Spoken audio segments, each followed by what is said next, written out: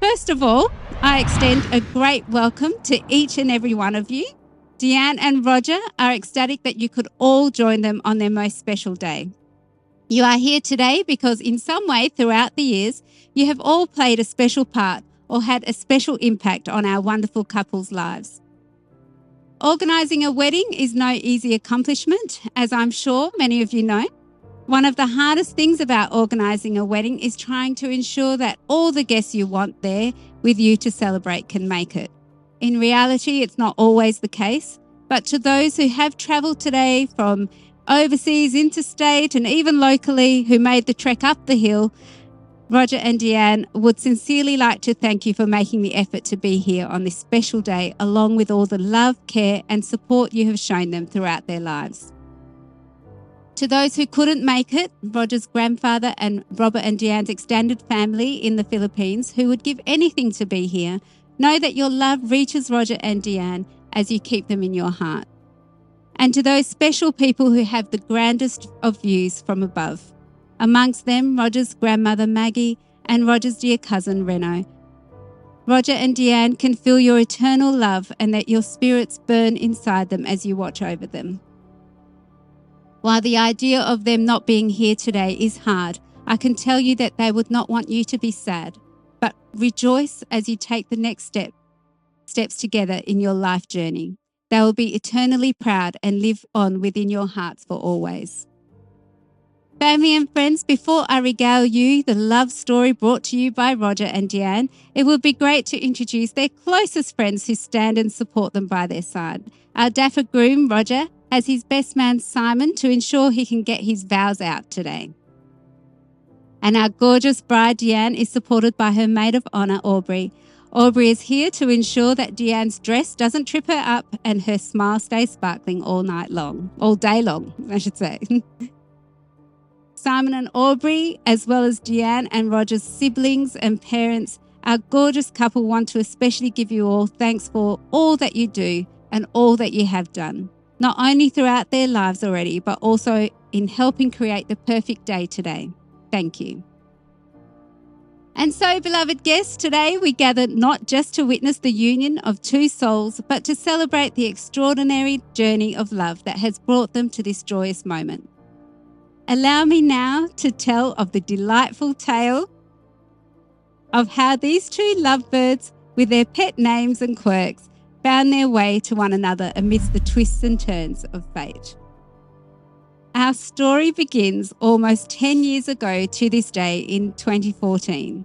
Fate would have Dyanne playing an away game on a soccer field in Willerton. A game that Rodger decided to go along and watch his friends play as well.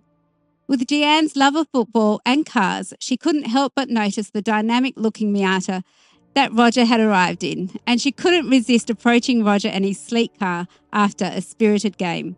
It turns out the Miata actually belonged to Rodger's mum. Thanks, Mum.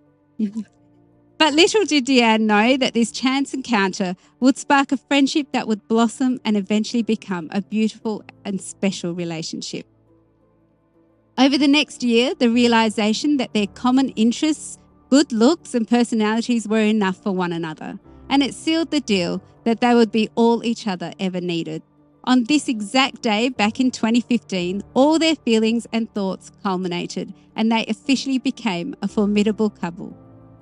Throughout their time together since, their love has grown stronger. They've had some amazing experiences and cherished moments. From camping, snorkeling and long road trips to simply getting home from a hard day's work and just hanging out together. And nothing beats their afternoon naps. What truly defines love for these two? For Dyanne, it's the paradoxical comfort found in Rodger's presence, even amidst life's uncertainties. And for Rodger, it's the simple act of giving affection without expecting anything in return. Marriage to them is more than just a commitment. It's a choice to stand by each other through thick and thin, to face life's challenges hand in hand, and occasionally to endure a bout of indecisiveness or a loving supervised chore session. Dyanne, Rodger is in awe of your genuine, kind and caring nature and loves how you are so affectionate. He adores the way that you adore him, and your support for him truly makes him feel like he can take on the world. The laughter and joy you bring him when making up random songs or being able to fall asleep with your phone still in your hand, replaying the same reels over and over again. It kind of makes up for your dictatorship over the way Roger must complete his chores. However, during COVID, when his flights from work were cancelled and you drove all the way up to CASA to pick him up, he knew your love showed no bounds. It was this moment that truly lamented his love and appreciation for you. And Roger, Dyanne has an extensive list of all the things she loves about you, but we may be here all day if I list them all. So, in summary, Dyanne loves your hair, your eyes, your nose, and even the way you smell. Makes her knees go weak. She adores the way you hold her and place cute little kisses on her forehead, and how you ground her and genuinely want the very best for her. She's in awe of how responsible you can be when it counts. And even though your dishwasher stacking or laundry hanging is not quite up to her standards, your knack for making great money moves is a complete game changer and makes up for it. Roger and Dyanne, your commitment to this marriage is a personal and binding commitment. And so, as you stand hand in hand before your witnesses here today, I ask each of you, Roger, do you take Dyanne to be your lawful wedded wife, to love her, laugh with her, and stand by her, to comfort her, respect her, and be honest with her, to be patient with her, even when you have to restack the dishwasher for the third time, to do your best to make decisions in a timely manner, for example, choosing a restaurant before it becomes a historical site. Most of all, to be her best friend and grow old with her through whatever may come. I do. And Dyanne, do you take Roger to be your lawful wedded husband, to love him, laugh with him, and stand by him, to comfort him, respect him, and be honest with him, to be patient with his inability to make timely decisions, and to perhaps ease up on the household chore dictatorship? Most of all, do you promise to be his best friend and grow old with him through whatever may come? I do. Ladies and gentlemen, Dyanne and Roger have prepared their own personal vows, in which I will ask them to read now. Roger, I'm going to ask you to read your vows first.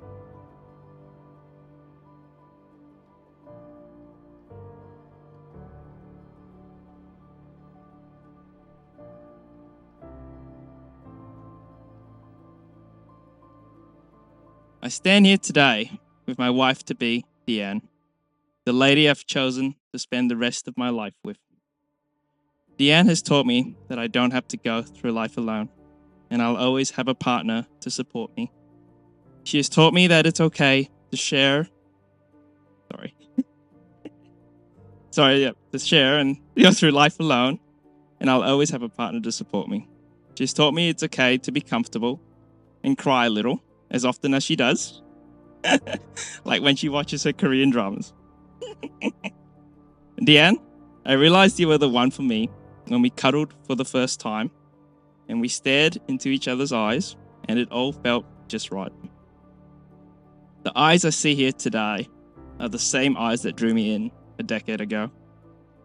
We have overcome so many challenges together, from my 2 years away in Singapore for my national service, then followed by my 4 years of fly in, fly out.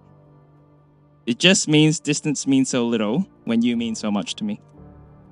I know we have gone through so much together. Hopefully it will be easier from here on. I promise to treat you right, the way you deserve to be a pillar of support in your time of need, and make sure to listen to your advice, even though I don't always take it. I vow to embrace you in my arms after you've had a long day at work, and promise to try and be a little less indecisive with my decisions, as I'm known. I promise to cook you a hearty breakfast in the morning before you go to work. That is, if I manage to wake up on time. I also promise to improve my cooking skills, so as not to give you food poisoning like the last time. I vow to make you smile and lift you up when you're down, as when you smile, I smile. And as we all know, happy wife, happy life. Or so as I'm told. I promise not to mix or split the laundry when you're not around. I look forward to many of our spontaneous adventures or just lazy time at home together. As we begin our new journey in our lives, I'm so happy to choose you to live, laugh, love and cry, and be annoyed at each other, sometimes all in the same day. You're my best friend then, my best friend now, and you'll be my best friend forever. I promise to love you unconditionally for the rest of your life. I will love you now and forever till death do us part. Thank you, Roger.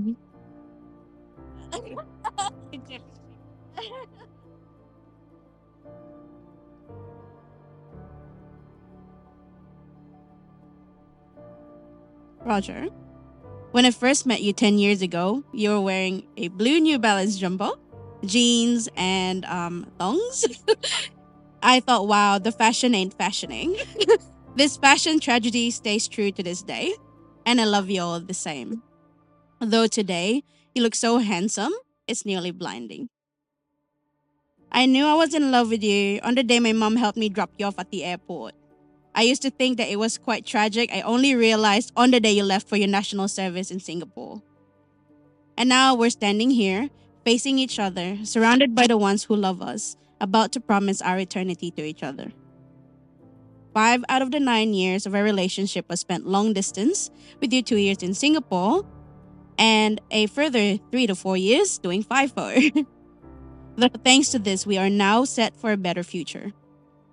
I miss your smell the most when we are apart, and dare I say, I do miss your nonsense also, sometimes. In the early stages of our relationship, I was afraid of growing on my own, and I thought that we both had to grow together, at the same pace, hand in hand.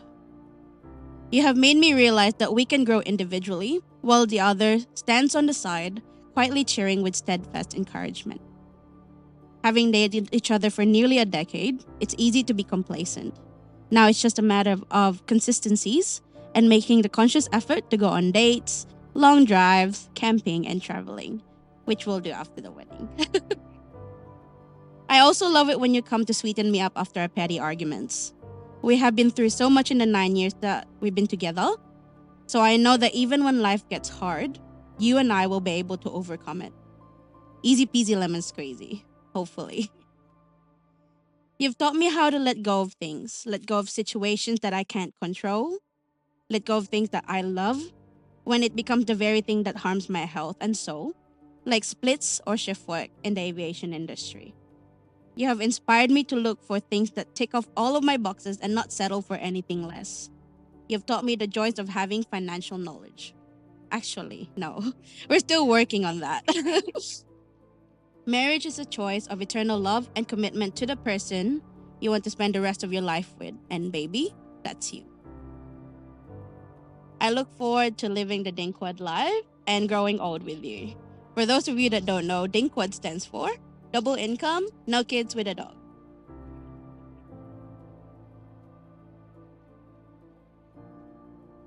Thank you. Thank you.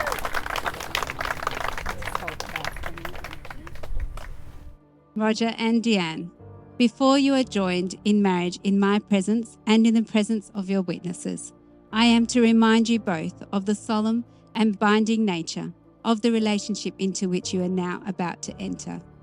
Marriage, according to law in Australia, is the union of two people to the exclusion of all others, voluntarily entered into for life. I will now ask you both to exchange your legal vows and your rings. Can we please have the rings, Cassidy?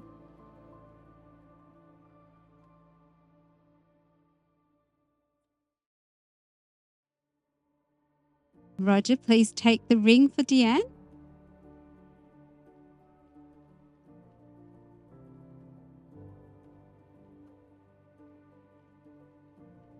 Now place the ring halfway down Dyanne's finger on her left hand.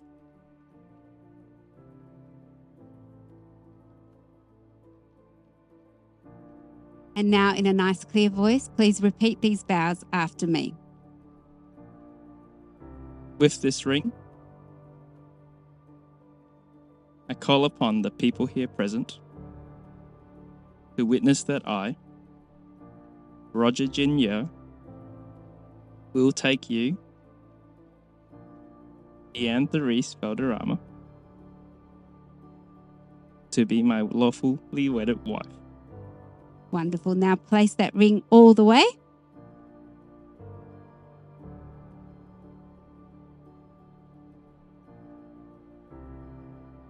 Is it on? Yes, excellent. All right. And now we'll have the ring for Roger. So Dyanne, please take the ring for Roger.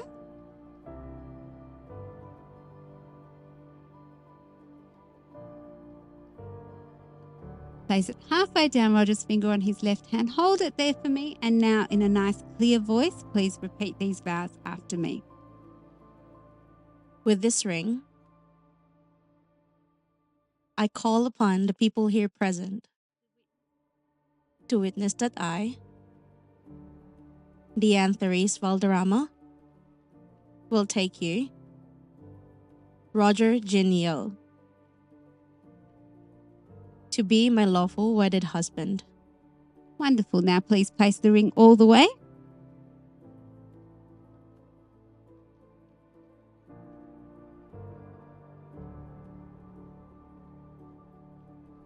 Dyanne and Roger, whenever you look at your wedding rings, may you always be reminded of the vows you have made to each other today.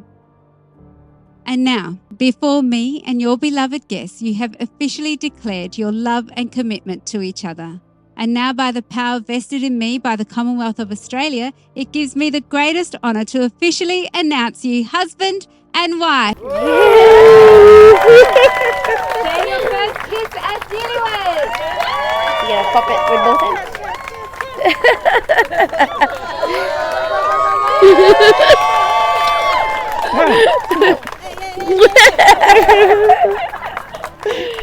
Beautiful, guys. So now we're going to move over to the signing desk to sign your marriage certificates. I'm going to ask our mothers, please, to join us as witnesses.